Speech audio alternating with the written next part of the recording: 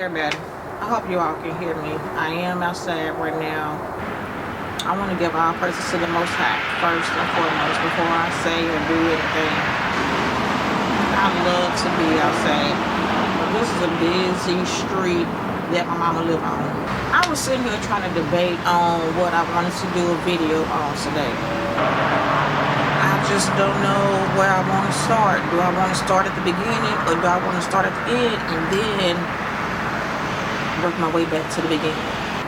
I am a mother of 4, and my first pregnancy was great. I'm sorry, it was great, y'all. I can't even lie. The only thing with my first pregnancy was they told me that my son he had a hole in his heart and that he may have Down syndrome. Now first, let me stop before I say anything that I say, because I don't want, and I say this a lot, and the reason why I say this a lot because it's the truth, but I don't want to offend nobody. When I say what I say, I'm just telling my story. I don't feel like I'm better than nobody. I'm just telling what has happened to me in my life and why I am still standing by the grace of God. Now, like I said, my first pregnancy was amazing. Love all 4 of my kids, but that was the most amazing pregnancy that I had. Now, the birth part was a different story. It's some women out there who first birth was easy, no problem whatsoever. But me, on the other hand, I do not like pain. I'm not a person who physical pain, like, no, that's not me. So the pregnancy was a walk in the park. I'm talking about I was jumping fences, stuff that I knew I shouldn't have been doing, but I was doing it anyway because my pregnancy was just that easy. But when it came time to have my son,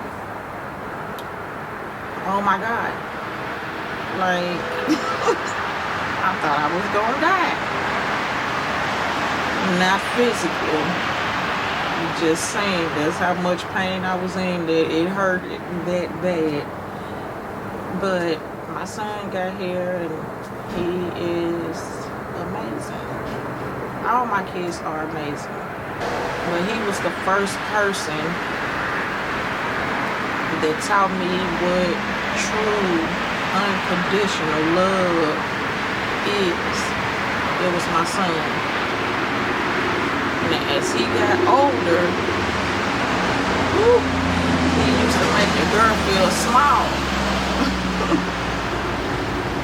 You know, sometimes you have kids that are just too smart for their own good, and that was my son wholeheartedly. He was just too smart for his own good. So it's pretty much, I don't want to say it's nothing that I can't talk about with my son, because there's plenty that I can talk about with my son. It's just this channel is the stuff that has happened to me and why I'm still standing, or how I'm still standing, which is by the grace of God. So with everything, with my son being good, I don't want my son to ever run across this video and be like, he's 19 now, so I'm hoping that he understands, and I know he will understand, but I don't want him to ever run across this video and be like, you didn't have anything to say about me, and you done whole full videos about my sisters, and I didn't get that. Everything was good. So, once again, Jay, if you ever see this, you know I love you with all my heart. And you know it's a lot of stuff that I can talk about when it comes to you, but everything is going to be good. I mean, everything's going to be good with my girls too, but I didn't have complications and things with you that I had with them. So I don't want you to be mad at me. I don't want you to take it personal. I don't want you to feel like I love them more than I love you, because I don't. I love all y'all the same. Now, I got pregnant with my oldest daughter, and the pregnancy was fine. Everything was smooth. I didn't have no problems, no complications, no nothing with her. I had an amazing doctor. She was due the 11th of June, but she came early, and it wasn't a pleasant experience. Now, Moo, that's what we call my daughter. So when I say Moo, I'm talking about my daughter. If you ever see this, you know I love you to death. You know I love you with all my heart. And I'm not saying this in a bad way. I'm just putting it out there for people who may go through a similar situation. So when I say what I just said, just know you are my heart. I love you beyond this world. But the day that I had her, I had an appointment to go get my hair done, and I had got out the shower. I had the towel wrapped around me, and my son, he was 5 years old at the time, he yelled out, "Mom, you're bleeding from your butt." It was so much blood. Praise the Lord, he was right there. Had he had left, I probably would have been up Ish Creek without a pedal. So he come rushing in the room, and he tell me to let's go. And keep in mind, I don't have on nothing but a towel. So I told him, let me get dressed. He didn't want me to get dressed. He wanted me to just leave out the house with a towel on. He saw blood. He started panicking. And he was ready to go. But my good and dumb self, y'all, told him that I had to get back in the shower and re-wash up before I went to the hospital. He wasn't having it. Thank God he didn't listen to anything that I had said. I just threw on the dress, y'all. But I just took the towel that I had on and I had placed it in between my legs to be able to try to catch some of the blood that was coming, because there was a lot coming. On the way going to the hospital, I felt like I was dying. I mean, physically, this time. It seemed like it was getting darker and darker, like I was getting ready to leave this earth. I'm talking about flying to get me to the hospital. The more we was going, the weaker I was feeling. The more I felt myself fading away. By the time we got there, he jumped out, grabbed the wheelchair, rushed me in. As soon as he got me in there, they saw the towel. It was probably like a 10-minute ride. By the time I got to the hospital, the whole towel was covered. The blood was dripping from the towel. That's how much blood I was losing. And they rushed me to the back, up to a room, and they was trying to get me to sign papers and stuff, but my hand was shaking so bad. And the nurse that was trying to get me to sign the papers, the heifer was rude as all get out. You don't have to be rude, especially at a time like that. I'm scared and some more stuff. I got a child at home that need me. I got a child that's inside of me that need me, and I need them. I ain't even saying my name. It was chicken scratch. But anyway, they rushed me back to the operating room, and the only thing I remember was them putting that mask on my face, and I was out. After that, when I finally woke up, the only thing I remember was them wheeling me onto the elevator. And I do remember saying, my baby's unalived. That's all I kept on saying. I thought my baby was gone. I didn't see her nowhere in sight.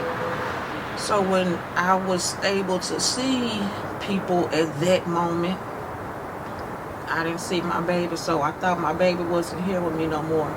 So I started freaking out. But then I don't remember anything after that. I don't know if they knocked me back out or what happened, because I don't even remember them taking me up to the room. The next thing I remember is waking up in a room. And it hurts me to my heart still to this day that I honest to God don't remember the first time I held my baby. I couldn't tell y'all when the first time I held my baby. My family tell me that I held her and I was looking at her, but I don't remember none of it. I feel like it was maybe the next day or the day after that. I do remember my uncle, my daddy, my mama, and both of my sisters, my kid's daddy and my son was in the room with me and my baby. I think it was like a couple of days after that I officially remembered holding my baby. After I had the C-section, I do not remember holding my child that day. They came up and they told me that my placenta had erupted, which is the reason why I had bled out the way I did. And the doctors did thank my kid's dad for getting me there when he got me there, because they told him had I made it there a second later, me and my daughter wouldn't be here to this day. I honestly can say I felt myself dying. So when the day came for me to be able to go home, as soon as I walked out, as soon as they wheeled me out to the car and I got in and I was looking around, and when I say the world that we see today, I didn't see that. I didn't see the world as I saw it before I went in. Everything was different to me. It was like somebody had put some kind of lens or something over my eyes, and everything was different.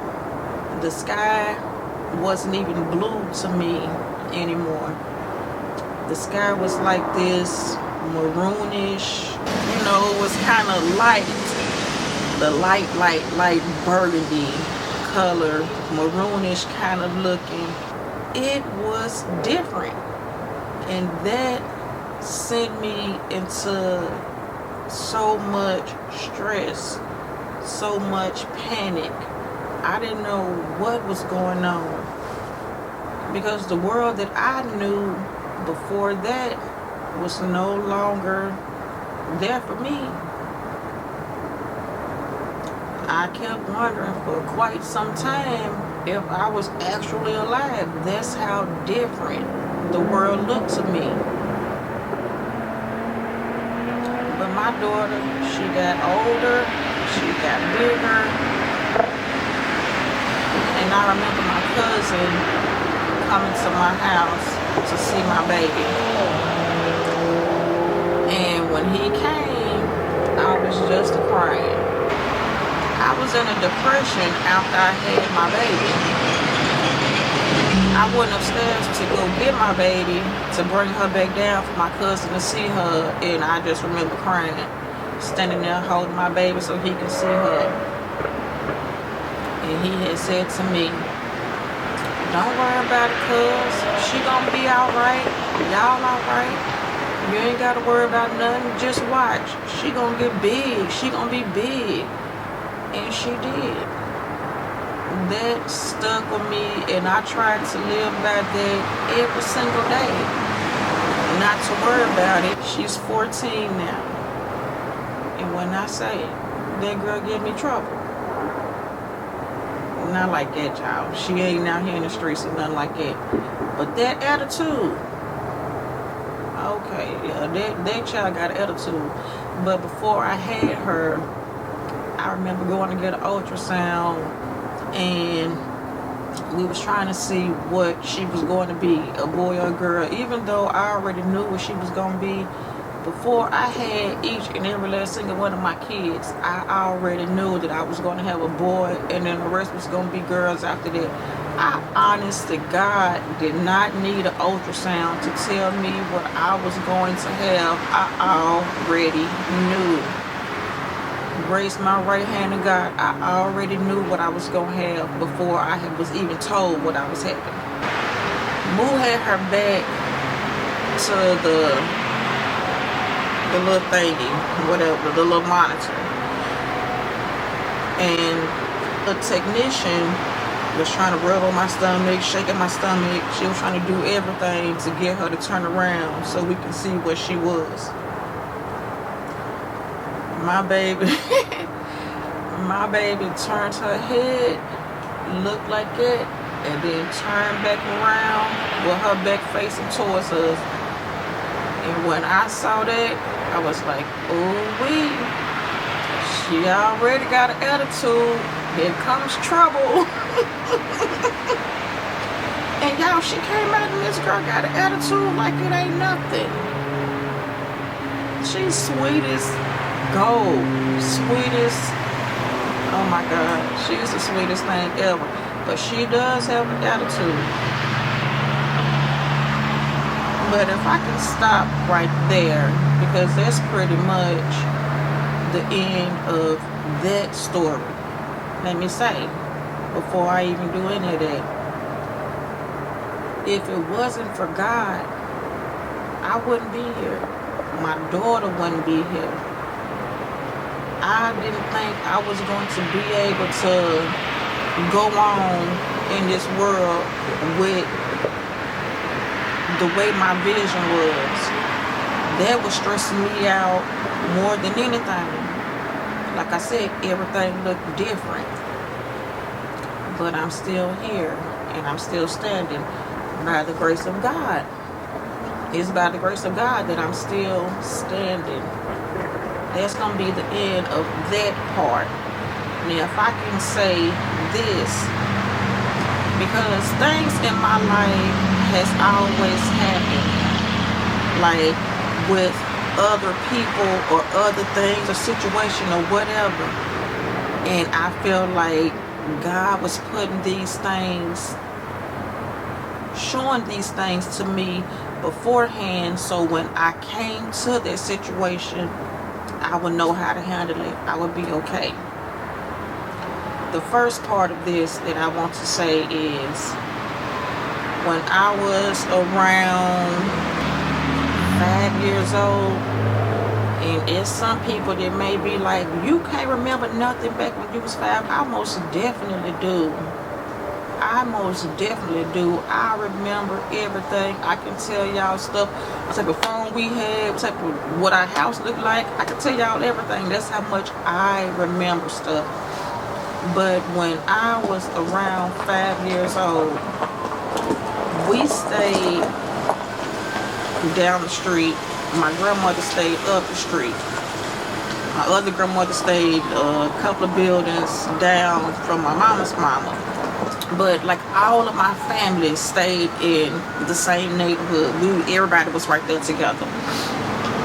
I was up at my mom's house one day, and like always, we would be outside running around playing. And I remember looking across the field. And across the field, it was a school, a little elementary school. But this particular day, I had looked across the field. It was like the school was gone. Not only was the school gone, but the sky wasn't blue no more. The same color that I saw when I had my daughter, which was the maroonish, burgundy type of color, that was the color. When I looked that way, that's all I saw. And like I said, the school was no longer there. What I saw, it was like this huge, beautiful, I mean, it was beautiful castle that was sitting up in that spot. School gone, blue sky gone. It was like a castle that had been placed in front of the school along with the color of the sky. And I'm looking at all my cousins. I'm asking them, do y'all see that? Do y'all see that? Nobody else saw it. I feel that after I had my daughter and the sky was that color, I felt that was God saying, of letting me know that everything was going to be okay. Same exact color. After I had my daughter, the only thing was missing was that palace, that, I don't know what it was, a castle or palace, I don't know what it was. But after I had my daughter, that was the only thing that was missing. But that same exact color was most definitely there. And that's the first thing that came to my mind after I had my daughter. I thought about when I was a kid and I saw the sky the same exact color that nobody else saw. Then, after I had my daughter and found out what I almost passed from, it made me think about this girl that I knew. But this girl, she was pregnant with her first child. And she went into the hospital to have her baby. She never came back home. She passed from the same exact thing that happened to me when I had my daughter. Now, for whatever reason, I don't know why, but after that happened to her, for years and years and years, I thought about her. She stayed on my mind. I could never shake her passing from having a baby. That was like mind-blowing to me. When that first happened to her, that was mind-blowing to me. So yeah, I thought about her quite a bit. She stayed on my mind. I never knew that I was going to be in that same situation one day. That's why I say I feel God make things stand out to us before it happened. He makes certain things stand out to you. So when it happens, and I'm not saying it's going to happen to everybody, and I'm praying to God that it don't happen to nobody else. But if certain things stand out to you and you can't shake it and you can't forget it, that is God trying to tell you something. I never, ever got her. Still to this day. And she had her baby. Her baby should probably be, he should be in his mid-20s now. Because I know she had him like maybe about 5-6 years before I had even had my first child. My son is 19. So I'm thinking he's probably in his mid-20s. I'm gonna leave this video there. I I just wanted to get on here and just tell y'all that if anything ever happened, if you feeling uneasy about anything or whatever, pray. Pray, pray, pray, pray, pray, pray, pray. I can't say it enough. I will be back with another video about my third baby. Yes. Yes. And my fourth baby. Yes. But my second and my fourth, I almost lost my life. With my first and my third, I was okay. But with my second and my fourth baby, I knew for a fact that I was out of here. I knew that was the end for me. Would y'all stick with me? I'm gonna put my life, my struggles, my whatever you want to call it, out there. I'm hoping that it may be able to help somebody. Everything. Because we all go through stuff, we all gonna go through things. And if I can help just one person, just one, I feel I've done my job. But I'm gonna leave it there. I hope you all enjoy my testimony on how I'm still standing by the grace of God. I pray you all have a blessed and amazing night and morning.